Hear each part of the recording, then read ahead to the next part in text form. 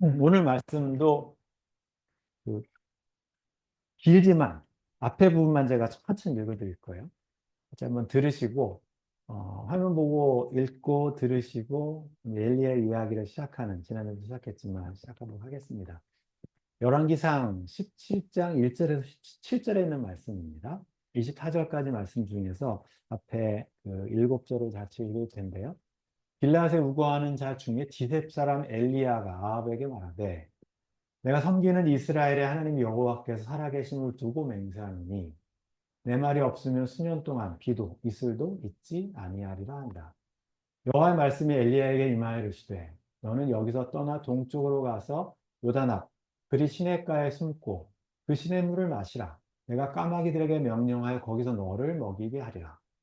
그가 여호와의 말씀과 같이 하여 곧 가서 요단 앞 그리 시냇가에 머물매 까마귀들이 아침에도 떡과 고기를 저녁에도 떡과 고기를 가져왔고 그가 시냇물을 마셨으니 땅에 비가 내리지 아니하므로 얼마 후에 그 시내가 마르니라. 아멘. 너무나 잘 아는 이야기일 텐데 저희들이 이제 오늘 말씀 이렇게 시작하면서 제목을 이제 제가 뒤에 보여드리겠지만 음, 나라마다 국경일이 다 달라요. 내일은 저희들이 마틴 루더 킹 주니어 데이라고 해서 미국만의 국경일이죠. 한국으로 치면 한국에 특별한 국경일이 하나 있는데 10월 3일 날 개천절이라고 불러요. 굉장히 독특한 국경이래요. 개천절이니까 하늘이 열린 날. 어느 분은 생일이에요. 그래서 웃으셨구나. 왜냐하면 나라마다 뭐 건국을 했던 거나 승전을 했거나 뭐 그래야지 이렇게 국경일로 삼는데 우리 조상님들은 단군 2000 BC 2333년이에요. 그날이 한웅이 이제 내려왔다고 그래서 고조선을 세우면서 그날을 단기로 시작해서 하늘이 열렸다고 표현해요. 그러니까 나라가 시작된 것도 아니고 사람들이 모여서 나라가 시작된 걸 하늘이 열렸다고 이야기하죠. 개천절로 돼 있어요. 임시 상해정부 때도 저희가 그날을 그때부터 이제 개천절을 건국일로 삼았어요. 상해 임시정부 때. 근데 아시는 것처럼 단기는 음력이거든요. 상해정부도 음력으로 10월 3일 날. 1948년에도 임시정부도 음력을 했어요. 그래서 49년도에 이제 국경을 이렇게 정하면서 그때 양력으로 한 거예요. 실제 개천절은 음력이에요. 정영일생 양력 아니고요. 그러니까 음력 생일이었는데 한국에서 이제 국경일 하다 보니까 헷갈리니까 양력 10월 3일을 1949년부터 했어요. 그래서 개천절이라고 해서 굉장히 독특하죠. 하늘이 열린 날을 이렇게 우리의 건국으로 삼는 나라가 아마 거의 유일할 거예요. 그 정도로 독특한 민족이 저희 나라 사람들인데 그래서 이제 개천절이라고 하늘이 열렸다고 그렇게 표현하잖아요.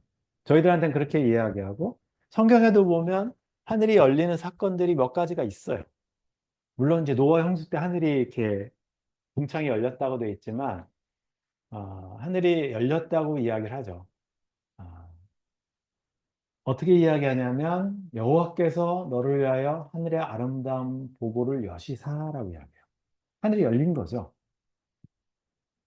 우리가 고사성어 중에는 우리도 이제 한국 사람들은 하늘이 열린 거를 표현할 때 이장패천이라는 말을 들어보신 분이 계실지 모르겠는데 이처럼 하늘이 성경에서도 열렸다고 그러니까 이거는 하늘이 열려서 비가 내리는 걸 말해요. 뒤에도 보면 땅에 비를 내리시고 유대인들도 하늘이 열리면 그런 비가 내린다는 걸 알기 때문에 하늘이 닫히면 큰일 나는데 이집트 사람들한테는 문제가 안 돼요. 나일강이 있기 때문에 항상 물이 풍족해서 굳이 비가 안 와도 상관없어요.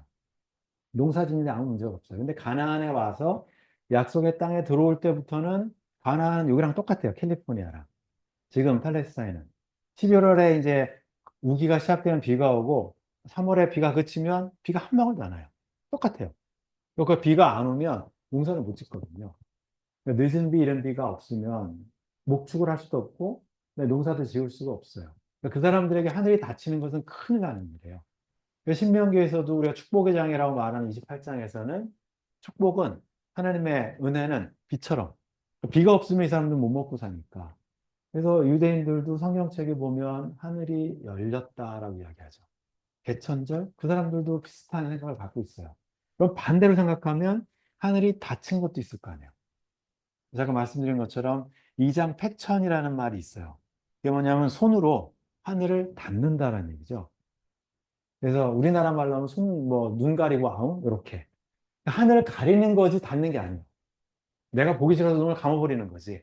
손으로 하늘을 내가 보지 못하게 막는 거지 실제로는 하늘이 닫히는 건 아니에요. 사람이 하늘을 닫을 수는 없어요. 하늘은 하나님이 닫으시는 거죠. 근데 우리는 그냥 하늘을 보기 싫으니까 눈으로 하늘을 막아버린다. 그렇게 이야기를 하죠. 오늘 저희들이 이야기하는 제목이 제가 이제 닫힌 하늘이라고 그랬어요. 유대인들한테 하늘이 닫혔다는 이야기는 큰일 났다는 얘기예요. 하나님의 은혜가 그쳤다. 더 이상 비가 오지 않는다라고 이야기하죠. 지난주에 저희들이 이제 아합의 시대를 이렇게 열왕기상 16장에 왕이 4명이 등장을 해요. 테타 이르키 하면서 왕이 4명이 바뀌었기 때문에 그 왕의 시대를 보다가 잠시 이제 이야기가 늘어지기 시작해요.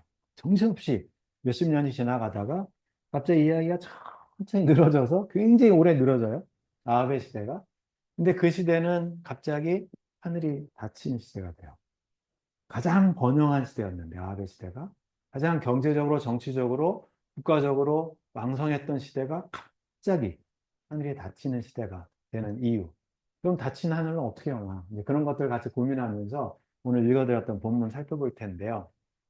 지난주에도 잠깐 끝에 말씀드렸지만, 엘리야라는 사람 소개할 때 아무런 배경이 소개가 돼 있지가 않아요. 어디서 왔는지, 오늘 이야기하는 거 말고는 어떻게 태어났는지, 어느 집한지 아무것도 몰라요. 우리가 아는 정보는 17장 1절에 있는 것처럼 그냥 길르앗에서 왔다. 길르앗은 요단의 동편. 옛날 므낫세, 그다음에 갓지파 있는 요단의 동편이에요. 기셉 사람이라고 돼 있어요. 기셉이 어딘지 지금도 몰라요. 대충 어딘지 생각하는 거죠. 그러니까 요단의 동편 어느 것인가 하는 사람. 그래서 어떤 학자들은 그냥 이방인 아니었냐, 엘리야는. 출신이 모호하기 때문에 출신 성분이 없어서 이방인의 왜 그렇게 하냐면 우거하는 자라고 되어 있어요. 이건 이제 히브리어 원어도 우거하는 자로 되어 있어요. 솔저너로 되어 있는데, 그러니까 퍼머넌 레지던이 아닌 사람, 잠시 머무는 사람. 그러니까 길라 디셋 사람 출신인데 거기도 잠시 머물렀던 엘리야라는 사람이 갑자기 왕 앞에 나가서 이 독대를 해요. 이 사람이 뭐 누군지 모르겠는데. 그래서 엘리야에 대해서 굉장히 신비한 사람으로 등장을 시키죠. 무명해요. 자, 유명하지도 않은 사람이 아합의 시대 때 갑자기 등장해서 아합과 이야기를 하는 게 오늘 첫 저희들이 잠시 이제 이야기가 늘어진다고 말씀드렸는데 그때 등장한 이야기. 그러면서 아합 왕한테 엘리야가 하는 이야기가 오늘 읽어드렸던 것처럼 내가 섬기는 하나님 여호와께서 살아계시는데 하나님의 살아계심을 두고 내가 맹세한다고 되어 있어요. 이 맹세는 한 번 쓰면 바꿀 수 없는 거예요. read only. 지웠다가 수정할 수 없는 거예요. 맹세했다는 얘기는. 내가 바꿀게 할 수 없는 한 번 뱉어버리면 그걸로 끝. 이게 맹세거든요. 아합 왕한테 가서 엘리야가 다시는 바꿀 수 없는 어떤 것을 선언을 해요. 그 선언은 있는 것처럼 비와 이슬이 내 말이 없을 때까지는 수년 동안 안 내는 거예요. 아합이 섬겼던 신이 자기가 가서 예배하고 아내가 가지고 온 신을 수제 사마리아의 신전을 쌓고 바알의 신당을 쌓았다고 했잖아요. 바알은 풍요의 신이었고 그다음에 비를 가져다 주는 신이었어요. 그러니까 이집트에서는 나일강이 있었으면 바알이 있으면 가나안 땅에서도 무서울 게 없어요. 항상 비가 내리니까. 사람들이 왜 바알 신을 섬겼냐면 비가 내리면 죽어있는 식물이 봄철 되면 이렇게 새싹이 나고 하는 것처럼 계속 새싹이 나는 걸 보고 이거 바알 신이 도와줘서 그렇다. 비의 신, 풍요의 신, 그게 바알 신이에요. 근데 지금 엘리야가 외치는 것은 그것과 정반대죠. 실제 엘리야가 외치는 것은 바알 신에 대한 전면 도전이에요. 비와 이슬이 내리지 아니할 것이다. 나중에 여러분들이 지리를 찾아보면 이 당시에 아합이 머물렀던 곳이 이스라엘이라는 지역이에요. 이스라엘 지역은 평지예요. 곡창지대예요. 이스라엘 가보면 가나안 좀 올라가서 요단강 동편 북쪽으로 헬몬산에서 내려오는 이슬이 끊임없이 내려옵니다. 비가 많지 않아도 항상 농사가 잘 되는 지역, 이스라엘 평야라고 돼 거기 전쟁이 많이 일어났는데 여러분들이 기억하시는 기드온이 하나님, 정말로 제가 하나님 일을 할 수 있습니까? 하나님을 시험하는, 기도하는 거 기억나세요? 양털 갖다 놓고, 뭐 이슬이 뭐 내려서 짜고 막 하잖아요. 거기가 이스라엘이에요. 그만큼 이슬이 많이 내리는 지역이에요. 이스루엘 이슬. 이렇게 기억하시면 좋은데, 그곳에 지금 엘리야의 선언은 헬몬산에서 오는 이슬조차 내지 않는다. 비뿐만 아니라 모든 물이, 수증기가 나타나지 않을 거라는 게 엘리야의 선언이죠. 이게 이제 엘리야가 정면 도전하는 장면이에요. 그러니까 엘리야가 등장하는 것은 그냥 얘기가 아니라 하나님의 나라에서 바알신이 이제 아무런 힘을 못 쓸 거다라는 얘기예요. 몇 년 동안. 나중에 읽어보시면 3년 반이거든요. 이게. 이제 다음 주에 저희들이 살펴보겠지만. 그래 놓고 이제 도망가죠. 엘리야는. 왜냐하면 그 비가 진짜 안 왔기 때문에 엘리야가 예언을 했는데 비가 왔으면 사람들이 무시해요. 엘리야, 뭐 어디서 뭐 시골 출신이 와가지고 무명의 사람이 이야기하는 거. 근데 엘리야가 맹세한 순간부터 정말로 비가 안 옵니다. 저거 진짜인데? 저 사람이 빨리 잡아라. 워닝에 뜨는 거죠. 지명수배돼서 현상수배돼 갖고 엘리야가 도망가야 돼요. 하나님이 알려주신 지역이 그릿시내가 동쪽으로 가서 그릿도 요단 동편 쪽이고 그릿은 뜻 자체가 분리되네요. 그러니까 어딘가 분리된 곳으로 도망가 있어라. 그곳에 가서 숨어 있어라. 그렇지 않으면 너 잡혀서 이제 큰일 난다. 그거죠. 그곳에 가서 있으면 그럼 어떻게 먹여 살릴 거예요? 하나님께서 그 말씀과 같이 하여라고 돼 있죠. 5절에 보면 17장의 주요 동사, 주요 그 단어 두 가지를 한다면 하나님께서 말씀하시고 명령하시고 엘리야가 순종했다. 이게 좀 더 이어지면 엘리야가 명령하고 또 다른 사람이 순종해요. 이스라엘 백성들이 하나님 말씀에 순종하지 않아요. 아합 왕이 순종하지 않아요. 그걸 보여주는 거예요. 하나님 말씀이 순종하면 신명기 28장에는 축복이 이를 거고 불순종하면 저주가 임할 건데 지금 하나님 말씀을 17장을 쭉 읽어가다 이 패턴이 계속 반복돼. 하나님은 명령하시고 엘리야는 그대로 순종해요.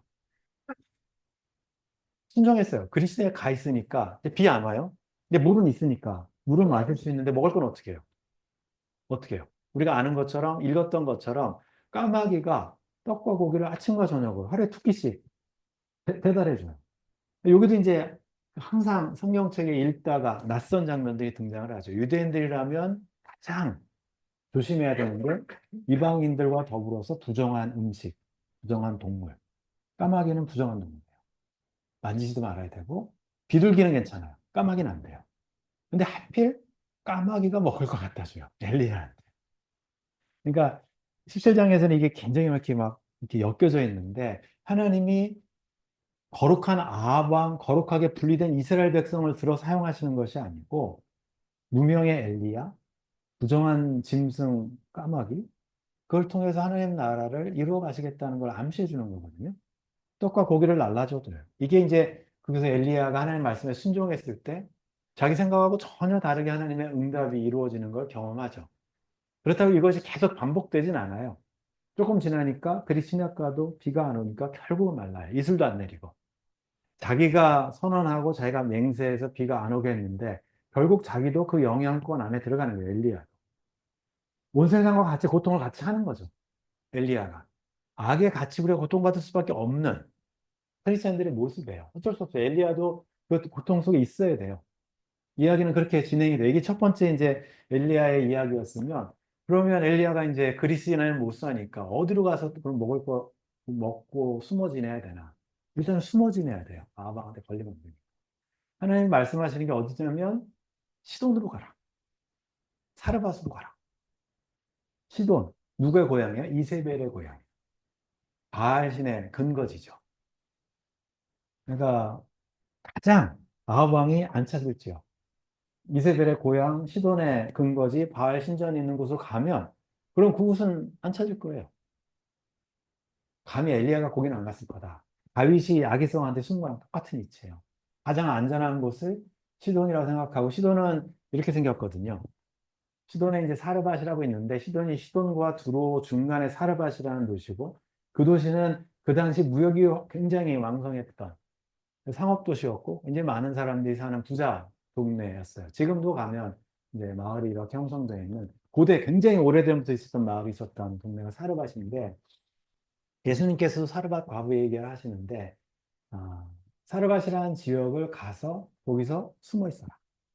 숨어 있는데 누구네 집에 가냐면 한 미망인의 집에 가라.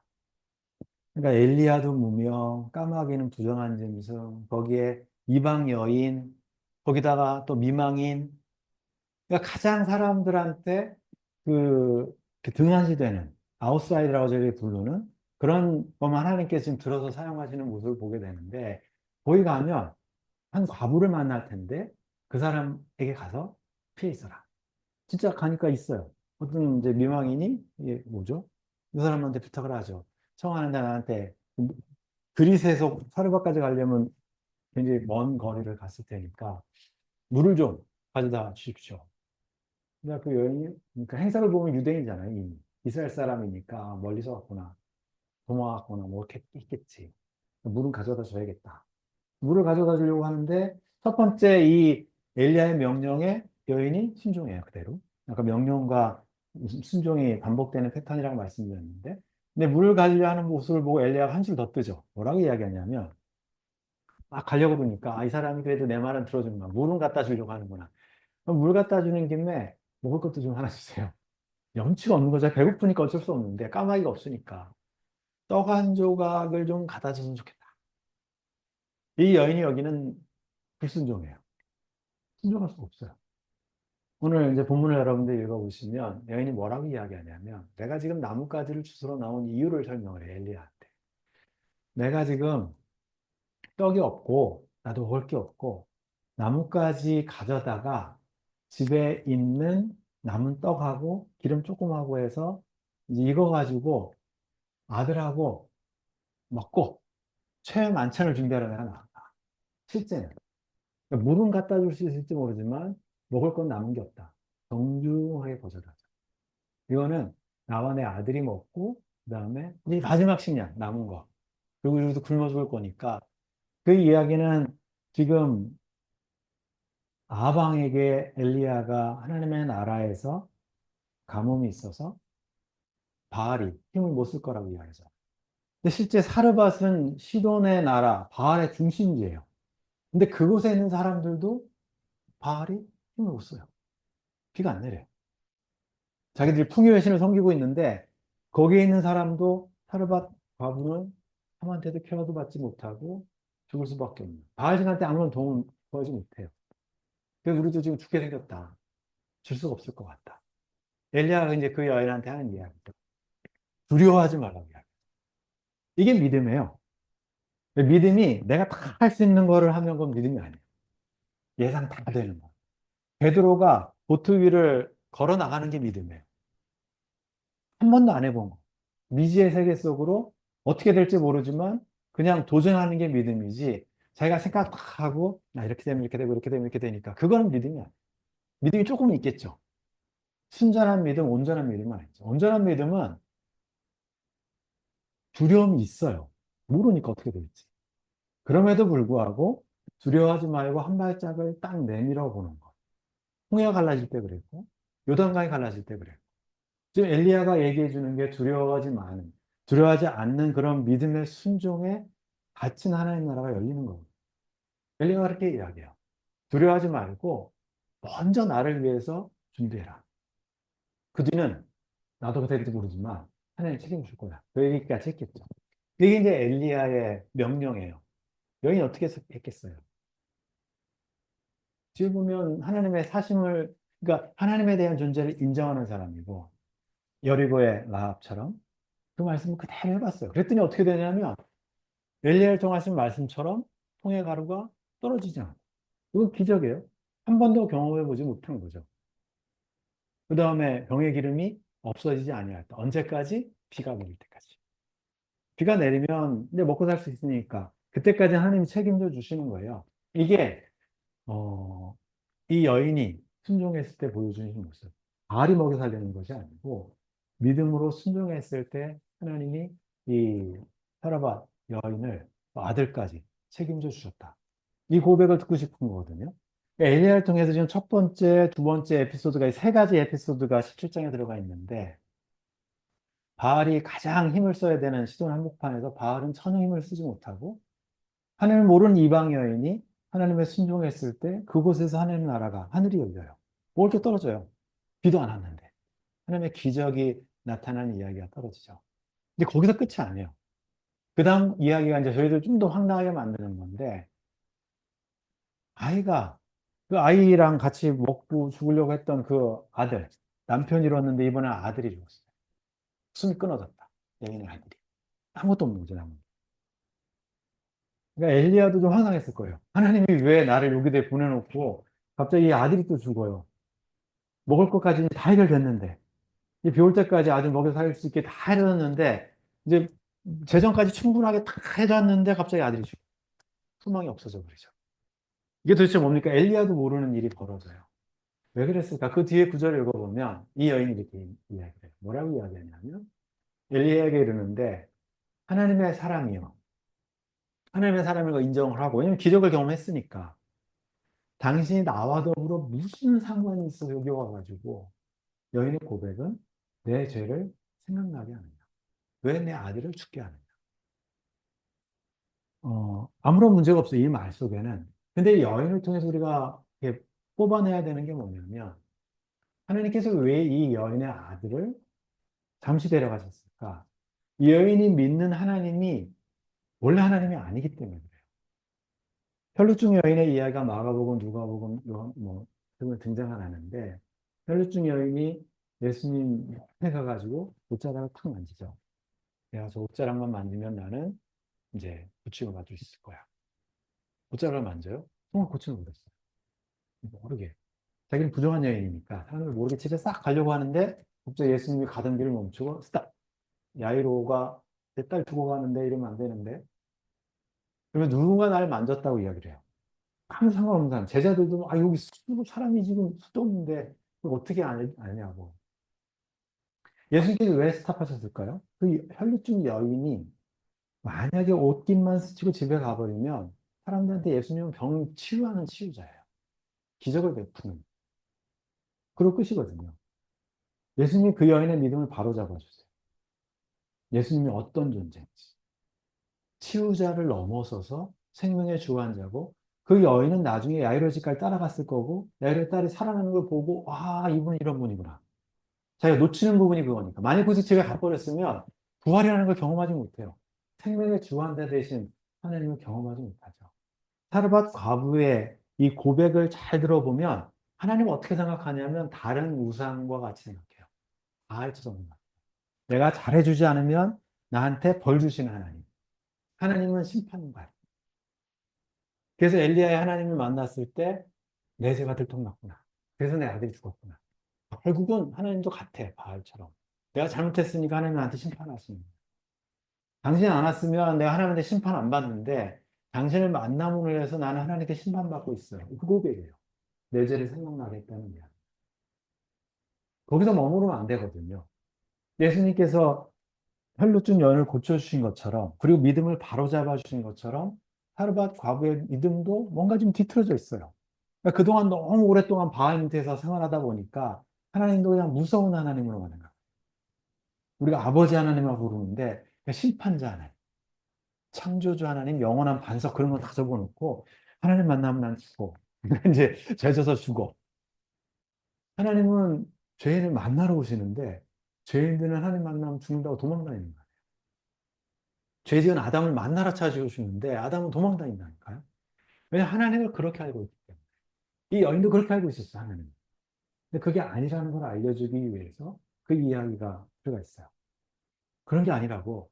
죄를 생각나게 해주는 게 아니라고. 엘리야가 이제 기도를 하죠. 첫 번째 기도할 때 보면 하나님께 막 부르짖죠. 근데 그 기도의 내용은 엘리야가 두 번을 기도하는데 왜 아들을 죽게 했습니까? 따지는 것 같아요. 나 여기까지 불러줬으면 좀 조용히 숨어 살게 하지. 왜 또 아들 죽게 해가지고 이 곤란하게 만드냐? 불평의 기도가 들어가 있는 것 같고 아니면 그 아들 잃은 어머니의 기도가 그 안에 들어가 있죠. 하나님을 잘 모르는 상태에서 불평하고 원망하고 부르짖는 이제 그런 기도. 엘리야가 첫 번째 기도를 해요. 그리고 나서 두 번째 기도가 좀 성숙한 기도예요. 첫 번째 기도는 다윗이 기도하는 거랑 내용이 거의 비슷해요. 어찌하여 나한테 이런 일이 벌어지냐. 왜 아들 죽게 했습니까? 그 이유는 잘 모르니까. 그러다가 이제 엘리야가 두 번째는 이제 기도라기보다는 하나님한테 진짜 간구를 하죠. 가서 이제 몸을 세 번을 이렇게 아이를 자기 다락방에다가 올려놓고 세 번을 이렇게 해서 기도를 해요. 왜 했는지는 몰라요. 이게 그 당시에 치료의 방법인지 왜 세 번을 엎드렸는지는 잘 모르지만 그곳에서 하나님께 부르짖는 기도는 원하건대 이 아이의 혼으로 하나님의 뜻을 자꾸 구해요. 그전에는 막 불평만 하잖아요. 왜 죽겠습니까? 그러다가 하나님 도대체 무슨 뜻이 있는데 하나님 뜻이라면 이 아이의 혼이 돌아오게 해주십시오. 엘리야는 기도의 사람이었고 다음 주에도 저희들이 만나는 엘리야는 기도로 850명하고 승부하지 다른 거 하나도 없어요. 기도로. 그러니까 여기도 암시가 들어가 있어요. 엘리야가 어떻게 하늘의 문을 열 수 있는지. 닫힌 하늘을 열 수 있는 비결은 기도하는 거예요. 하나님의 뜻에 맞는 불편의 기도가. 그랬을 때 하나님께서 하나님의 문을 열어주실 거라는 암시가 이 안에 들어가 있어요. 여호와께서 엘리야의 소리를 들으시고 두 번째 기도에는 그래 너가 이제 제대로 기도하는구나. 내 뜻을 구하고 내 뜻을 묻고 있구나. 그 아이의 혼으로 몸으로 돌아오고 살아났다. 이게 이제 오늘 여러분들이 아는 엘리야의 첫 번째 이야기가 막 쑥 들어가 있는 부분이죠. 여인이 엘리야에게 이르되 결론이에요. 이야기의 결론.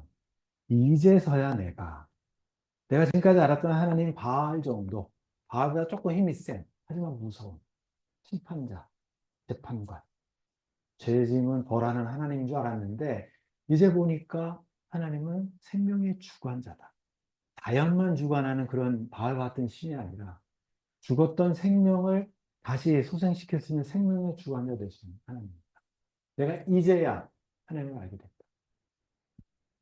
열왕기상 17장은 하나님의 말씀이 살아있다는 것을 엘리야를 통해서 증명하는 장이고 하나님의 말씀이 어떻게 살아있느냐? 하나님의 사람, 또 무명의 까마귀, 또 무명의 여인들. 사람들에게는 아웃사이드처럼 이렇게 좀 방관자처럼 보이고 사람들에게는 별로 중요하지 않은 존재들처럼 보이지만 하나님의 그런 존재들에게 하나님의 뜻이 무엇인지를 보여주는 그런 사건이에요. 그걸 고백하게 만드는 게 이 열왕기 17장의 이야기죠. 저희가 이야기했어요. 2025년 시작하면서 내가 새 일을 행할 거다. 광야의 길을 사막의 강을 낼 거다. 3주째 반복을 하고 있어요. 이제 여러분들이 오랫동안 여러분들 마음속에 새겨야 되는 부분. 이 본문은 당연히 포로로 끌려가 있는 이스라엘 백성에게 주신 이스라엘을 통해 주신 하나님의 말씀이에요. 아무것도 없고 희망도 잃고 아무것도 없는데 하늘이 닫혀버렸는데 나라가 멸망했는데 어떻게 우리가 하나님 백성으로 할 수 있습니까? 그때 이스라엘을 주에 주신 예언의 말씀, 소망의 말씀이죠. 열왕기상은 누구한테 저희는 그첫 번째 독자라고 불러요. 펄스 리더라고 부르는데 열왕기상을 읽는 첫 번째 독자는 누구였을까요? 이사의 예언을 듣는 사람과 동일한 거예요. 나라가 멸망해서 포로기로 끌려가 있는 사람한테 쓴 책이 열왕기상, 열왕기하고 우리나라가 왜 망했는지를 쓰는 책이 열왕기. 열왕기를 읽는 사람들은 나라가 멸망해서 포로로 끌려가 있는 바벨론 포로에 있는 사람들이에요. 그 사람들한테 이 엘리야 이야기를 해줘요. 그때도 똑같았어. 마음 밑에서 우리가 하늘이 닫혔을 때 하나님께서 우리를 어떻게 살려주셨나 생각해봐라 이거죠. 알 수 없는 방법으로 알지도 못하는 엘리야, 까마귀, 또 무명의 여인. 우리가 지금 바벨론의 포로로 끌려와 있지만 하나님께서 똑같은 누군가를 들어서 고레스라는 알지도 못하는 사람을 들어서 우리를 새로운 길을 내실 거를 기대해 보라. 똑같은 독자예요. 두 번째 독자는 누구냐면 여러분들이에요. 열왕기 상하를 읽는 두 번째 첫 번째 독자는 바벨론의 포로로 끌려가 있는 사람들이고 그 사람들의 과거의 이야기를 해주는 거죠. 온고지신 지난주에 말씀드렸잖아요. 저희들한테 똑같이 그렇게 읽어야 돼요. 성경서 읽으실 때는. 그럼 우리한테는 어떻게 이 말씀이 새로운 방법이 뭐냐? 저희가 이제 11월 달부터 줌으로 예배하고 또 줌으로 이제 기도하면서 참석하신 분들은 목요일 날 참석하신 분들은 기억하시는 분들 계실 거예요. 제일 막막했던 것 중에 두 가지 기도 제목이 뭐였냐면 첫 번째 기도 제목이 우리가 모여서 예배할 장소를 어떻게 찾냐? 기도합시다. 두 달 넘게 기도했으니까. 근데 진짜 이거는 저희들 생각하지 못한 곳에서 예배를 드리고 있어요. 2달 전에는 전혀 예상하지 못한. 근데 어느 순간에 와서 이곳에서 예배를, 너무 좋은 곳에서 예배를 드리고 있어요. 나이스한 목사님 밑에서 같이 예배를 드리고 있어요. 두 번째 기도 제목은 뭐였냐면, 저희 집 놓고 기도를 계속 하셨어요. 엄청나게 뭐 고민도 하시고, 뭐 회의도 하시고, 헌드레인도 하시고, 제가 다 아는데, 방법이 없죠. 그때 제가 이제 아마 기도회 때 참석하신 분들 기억을 하실 거예요. 우리가 예배 장소를 찾는 거, 우리 힘으로 못한다. 산호세대 집 찾는 거, 그거 말이 안 되는 거죠. 뭐 페이스타임 내지 못해갖고 아마 불가능하다. 이렇게는 못 내는데. 그래서 제가 했던 얘기가 그때 목요일 날 우리 같이 주문하면서 아마 언젠가는 우리가 하나님의 은혜를 경험하는 시간들을 같이 간증해야 될 수가 있을 거예요. 저희들이 그런 거예요. 하나님께서 새해를 행하신다고 했을 때 전혀 생각하지도 못하는 방법으로 하나님께서 이렇게 마련해 주세요. 월요일 날 그 딱 이제 아파트에서 연락이 왔을 때, 이거 하나님이 하시는 게 맞구나. 교회가 여기서 모여지는 것도 하나님이 하시는 일이고, 우리가 2달 동안 기도했던 게 전혀 우리 힘으로 할 수 없는데 돼가는 모습들을 보잖아요. 그런 것들이 하나님께서 기뻐하시는 일일 수가 있겠다는 그런 게 희망이 드는 거죠. 이사야 말씀에 있는 것처럼 새해를 향하신 하나님은 예전이나 지금이나 미래나 똑같으세요. 근데 그것은 전혀 우리가 생각할 수 없는 방법을 하나님께서 일하실 거예요. 우리가 다 할 수 있는 방법을 하시면 은혜가 아니에요. 우리 노력. 근데 우리의 최선을 다했는데 안 되는 게 있어. 안 되는 게. 어쩔 수 없이 안 되는 게 있어. 근데 그럴 때 배워가는 일들을 보면서 이게 하나님이 하신 겁니다. 나의 다 된 것은 다 하나님이 은혜입니다. 이게 저희들의 고백이 되기를 원하고 그게 하늘이 열리는 거예요. 엘리야를 통해서 까마귀를 통해서 하나님이 가장 약한 사람을 통해서 바울이 이렇게 고백해요. 하나님께서 세상에 천한 것들과 멸시받는 것들과 없는 것들을 택하사 있는 것들을 패하게 하시리니. 고린도에 있는 성도들 정말 무명이고 가진 것도 없고 그런 사람들이 26절, 28절 이 말씀이 써있는데 세상에 사람들한테는 아웃사이드처럼 보일지 모르지만 아주 조그맣고 뭐 눈에도 안 보이는 것처럼 보이지만 그 사람들을 통해서 하나님 나라를 이루어 가실 거라 이야기했어요. 여러분들이 가장 미약해 보이지만 여러분들이 기도하시는 그곳에서 하늘의 구멍이 뻥 뚫릴 거예요. 거기서 하늘이 열릴 거고 거기서 하나님 나라가 이루어지는 걸 우리가 경험할 겁니다. 엘리야를 통해서 하나님께서 몇천 년 전에, 2000년 전, 뭐 3000년 전에 하신 일은 그때나 지금이나 똑같아요. 그 일이 왜 안 이루어지느냐? 우리가 하나님에 대한 신뢰의 부족, 우리의 힘으로만 하려고 하는. 약할 때 강함 된다고 저희들이 같이 찬양했는데 그게 부족하면 하늘이 삐끔 열리다가 아마 닫힐 거예요. 하늘이 활짝 열리는 경험들 여러분들이 올해 한 해 같이 해보시기를 원하고 그런 공동체 되기를 원합니다. 우리 잠깐 기도하시겠습니다. 하나님 아버지, 저희들 예배를 통해서 하나님의 음성을 듣기를 원해서 이곳에 와 있습니다. 하나님의 나라는 우리가 상상할 수 없고 이해할 수 없고 알 수 없는 그 미지의 세계임을 저희들 늘 고백하게 하시고 항상 낯선 곳임을 저희들 깨닫게 하시고 하나님께서 이루어 가시는 나라에 저희들 참여되고 또 동참하는 사람 한 사람 되기를 원합니다. 우리를 통해서 하늘이 열리고 열린 하늘을 통해서 우리 주변 사람들이 은혜를 경험할 수 있도록 그냥 저희들을 사용하여 주시옵소서. 한 주간 동안 주님과 동행하는 한 주간 되게 해주시고 우리가 기도하는 그 순간에 그곳에서 하나님의 나라가 이루어지는 그런 경험들을 하게 하여 주시옵소서. 예수님의 이름으로 기도드립니다. 아멘.